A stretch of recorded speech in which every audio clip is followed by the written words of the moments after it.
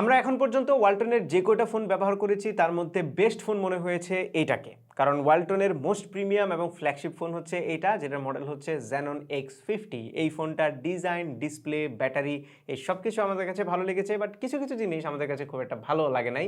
সেই জিনিসগুলো নিয়েই আজকে কথা বলবো। এবং ওয়ালটন এইবার নতুন একটা এআই পেট বা এআই পাল ইন্ট্রোডিউস করেছে, যেটা হোম স্ক্রিনেই দেখা যাচ্ছে এবং এটাকে ট্যাপ করলেও বিভিন্ন ধরনের অঙ্গিভঙ্গি করে, বিভিন্ন ধরনের সাউন্ড প্লে করে, এখন আবার আমাকে ফুল দিছে। সো এই ধরনের নানান রকমের অ্যানিমেশন হয় এবং এটা খুব ইউজফুল।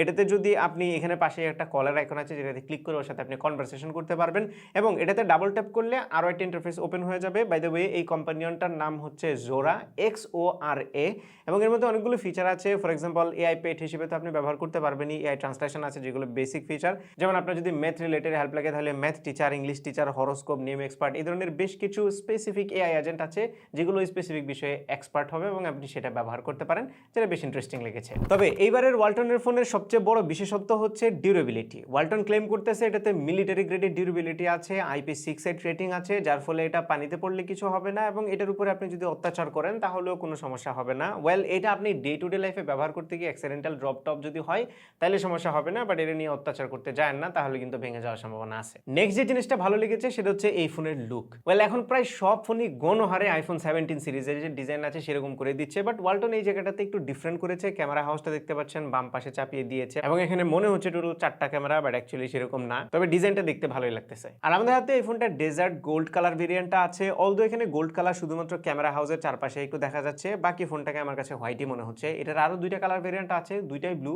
একটা হচ্ছে মিডনাইট ব্লু আর একটা হচ্ছে প্যাসিফিক ব্লু। এছাড়া এই ফোনটার পেছনের দিকে ক্যামেরা হাউসের মতো ডিজাইন করে একটা ব্রিদিং হ্যালো লাইট দেওয়া হয়েছে, যেটা কাস্টমাইজ করা যায়, সিঙ্গেল কালার করে আপনি দিতে পারবেন। এটা মূলত একটা নোটিফিকেশন লাইট হিসেবে কাজ করে। এর বাইরে এই ফোনটা 196 গ্রাম ওজনের এবং 7.8 মিলিমিটার হচ্ছে এটার থিকনেস, এবং ওয়েট ডিস্ট্রিবিউশন ঠিকঠাক মতো করা হয়েছে, যার ফলে ইউজ করতে গিয়ে কোনো প্রবলেম আমরা ফেস করিনি। তবে স্যাডলি ফোনটাতে 3.5 মিলিমিটার অডিও জ্যাকটা মিসিং এবং নিচের দিকে সিম কার্ড ট্রে আছে, প্রাইমারি মাইক্রোফোন, USB-C পোর্ট এবং বটম ফায়ারিং স্পিকার আছে। উপরের দিকেও একটা স্পিকার গ্রিল আছে। সো এটাতে স্টেরিও সাউন্ড দেওয়া হয়েছে এবং স্টেরিও সাউন্ডের এক্সপিরিয়েন্সটা বেশ ভালো ছিল। স্টেরিও সেপারেশনটা ভালো, সাউন্ড লাউড ছিল, তবে হাই ফ্রিকোয়েন্সিটা একটু বেশি প্রমিনেন্ট মনে হয়েছে। আর একটু যদি বেসটাকে বুস্ট করা হতো তাহলে বেশি ভালো হতো। এবার চলুন ডিসপ্লেটার দিকে একটু তাকাই। এই ফোনের ডিসপ্লেটা হচ্ছে 6.7 ইঞ্চির। এটা একটা LTPS অ্যামোলেড প্যানেল, ফুল HD প্লাস রেজুলেশনের, যেটাতে 120 হার্টজ রিফ্রেশ রেট আছে এবং এই ডিসপ্লেটার চারপাশের যে বেজেল এবং চিন, এটা মোটামুটি সিমেট্রিক্যাল এবং বেজেল এবং চিনের পরিমাণ সামান্য একটু আছে, একেবারে যে নাই সেটা বলবো না, সামান্য একটু আছে। তবে ভিজিবিলিটি খুবই ভালো ছিল।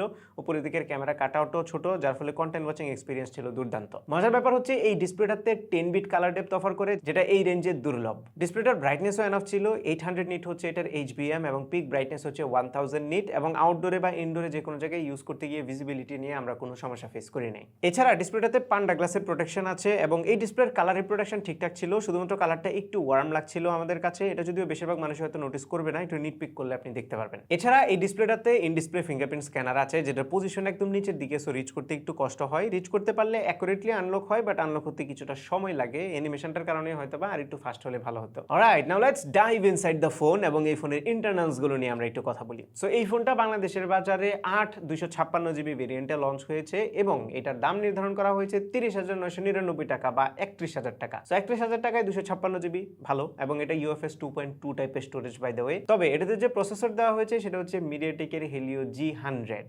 Yes, you heard me right, 31,000 টাকায় এখন আমরা G100 দেখতে পাচ্ছি। যদিও ফোনের প্রাইস অনেক বাড়ছে, সেই বিবেচনায় হয়তো এটা মানায় নেওয়া যায়, তবে আমরা যদি জেনারেল কন্ডিশন চিন্তা করি তাহলে কিন্তু এই এসওসিটা এই প্রাইসে খুবই আন্ডার পাওয়ার্ড। কারণ G99 এবং G100 এগুলো কিন্তু খুব একটা বেশি ডিফারেন্ট না, পারফরমেন্সের দিক থেকে দুইটাই সিমিলার। এবং এই ধরনের প্রসেসর আমরা আন্ডার 20,000 এর ফোনেই দেখেছি, সেই জায়গাতে এই ফোনটাকে আন্ডার পাওয়ার্ড মনে হওয়াটা মোটেই অস্বাভাবিক না। স্টিল আপনাদেরকে পুরনো স্কোর নতুন করে আরেকবার একটু দেখাই দিই বেঞ্চমার্কের। এখন আপনারা যে স্কোরগুলো দেখতে পাচ্ছেন এগুলো মূলত এই ফোন থেকেই করা হয়েছে এবং এই স্কোরগুলো দেখেই আপনারা বুঝতে পারছেন যে এই প্রাইসে এটা আসলে মোটেও মানানসই না। তবে ডে টু ডে লাইফে পারফরমেন্সের কথা যদি বলেন তাহলে খুব একটা বেশি প্রবলেম ফেস করবেন না। একদম হেভি মাল্টিটাস্কিং যদি আপনি না করেন তাহলে এই ফোনটা ভালোভাবে হ্যান্ডেল করতে পারবে। আমাদের ডে টু ডে ইউসেজে আমরা অ্যাপ ওপেনিং ক্লোজিং একদমই স্মুথ পেয়েছি, কোনো বড় ধরনের ল্যাগ কিংবা হিকআপ আমরা একদমই খেয়াল করি নাই। তবে আপনি যখনই গেমিং আসবেন তখন এই ফোনটার প্রসেসরের দুর্বলতাটা টের পাবেন, কারণ এটাতে পাবজি কিংবা কল অফ ডিউটি মোবাইলের মতো গেমগুলো যখন খেলতে যাবেন তখন গ্রাফিক সেটিংটা যদি একটু বাড়িয়ে দেন তাহলেই কিন্তু স্ট্রাগল করতে শুরু করবে এই ফোনটা। তবে যদি আপনি গ্রাফিক সেটিংটা লো করে ফ্রেম রেটটা বাড়ায় দেন তাহলে মোটামুটি প্লেয়েবল এক্সপিরিয়েন্স পাবেন। যেমন আমরা পাবজিতে ব্যালেন্স গ্রাফিক্স দিয়ে আলট্রা ফ্রেম রেটে খুব ভালো এক্সপিরিয়েন্স পাচ্ছিলাম, সেই সাথে আমরা কল অফ ডিউটি মোবাইলেও মিডিয়াম গ্রাফিক্স গ্রাফিক্স দিয়ে ম্যাক্স ফ্রেম রেটে ভালো এক্সপিরিয়েন্স পাচ্ছিলাম, শুধুমাত্র ফ্রেম ড্রপ ছিল অকেশনালি, এর বাইরে কোনো প্রবলেম ছিল না।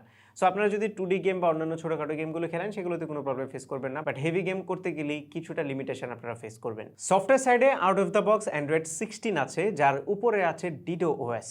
এখন এই ইউআইটা আসলে স্টক লুকে লাইক একটা ইউআই এবং স্টকের খুব কাছাকাছি, খুব মেজর কাস্টমাইজেশন বা এক্সট্রাঅর্ডিনারি কোনো ফিচার নাই। তারপরেও এই ইউআইটা নিয়ে আমরা খুব একটা হ্যাপি না, কারণ মাঝে মধ্যে আমরা সফটওয়্যার রিলেটেড কিছু গ্লিচেস আমরা দেখতে পেয়েছি, যেটা আসলে হার্ডওয়্যার রিলেটেড ইস্যু না। এছাড়া এই ইউআইটাতে খুব একটা বেশি ব্লোটওয়্যার নাই এবং কিছু কাস্টমাইজেশন ফিচার আছে। ফর এক্সাম্পল, কন্ট্রোল প্যানেলটা আপনি ফুললি কাস্টমাইজ করতে পারবেন। বাম পাশে সোয়াইপ করলে নোটিফিকেশন এবং ডান পাশে সোয়াইপ করলে আসে অ্যাকশন সেন্টার, এবং এই অ্যাকশন সেন্টারটা ফুললি কাস্টমাইজেবল। এর বাইরে এজ লাইটিং, ডাইনামিক উইন্ডো এবং এন্টি পিপিং এর মতো কিছু ইউজফুল ফিচার এই ইউআইটাতে আছে। এছাড়া শুরুতে যে এআই কম্পানিয়নের কথা বলছিলাম, সেটার পাশাপাশি গুগলের যে স্টক কিছু এআই ফিচার আছে সেগুলো তো আপনারা এটাতে এনজয় করতে পারবেনই। আবার যে এআই কম্পানিয়নটা আছে এটা আবার মাঝে মধ্যে মোটিভেশনাল কোড প্রোভাইড করে, যেটা আমার কাছে ইন্টারেস্টিং লেগেছে। এবার চলুন ক্যামেরাটার দিকে তাকাই। সো এই ফোনটার পেছনে টোটাল 3টা সেন্সর আছে, তবে ইউজফুল হচ্ছে 2টা। একটা হচ্ছে 64 মেগাপিক্সেলের প্রাইমারি ক্যামেরা, যেটা সনির IMX782 সেন্সর, আর একটা 8 মেগাপিক্সেলের আলট্রা ওয়াইড ক্যামেরা আছে। আর থার্ড যে ক্যামেরাটা সেটা খুব একটা ইউজফুল না, আর ফ্রন্ট ক্যামেরাটা হচ্ছে 32 মেগাপিক্সেলের। নাও সেন্সরটা মোটামুটি ভালো, সনির IMX782, বাট এটা যে ছবিগুলো আমরা দেখছিলাম সেখানে ক্লিয়ারলি দেখা যাচ্ছিল যে কম্পিউটেশনাল ফটোগ্রাফি বা ইমেজ প্রসেসিং এ কিছুটা ঘাটতি আছে। ফর এক্সাম্পল, ছবি প্রচুর পরিমাণে পপ করছিল, মানে অতিরিক্ত স্যাচুরেটেড মনে হচ্ছিল। 2টা কালার স্পেশালি একটু বেশি পপ করছিল, ব্লু এবং রেড। এছাড়া ছবি দূর থেকে দেখতে ডিসেন্ট লাগে, তবে ডিটেলের ঘাটতি আমরা কিছুটা খেয়াল করেছি, এবং ডাইনামিক রেঞ্জের পারফরমেন্স একদমই ভালো ছিল না, বোথ রেগুলার মোডে এবং পোর্ট্রেট মোডে। পোর্ট্রেট মোডে সাবজেক্ট সেপারেশন বা এজ ডিটেকশন ঠিকঠাক ছিল, তবে ওই ওভার স্যাচুরেট করার যে ইস্যুটা সেটা কিন্তু এখানেও ছিল। আর 8 মেগাপিক্সেলের আলট্রা ওয়াইড ক্যামেরাটা দিয়ে wide field of view capture করা যায়, তবে ছবিতে খুব একটা বেশি ডিটেল থাকে না, যদিও কালারগুলো ঠিকঠাক ছিল। এবার আসি ভিডিওতে।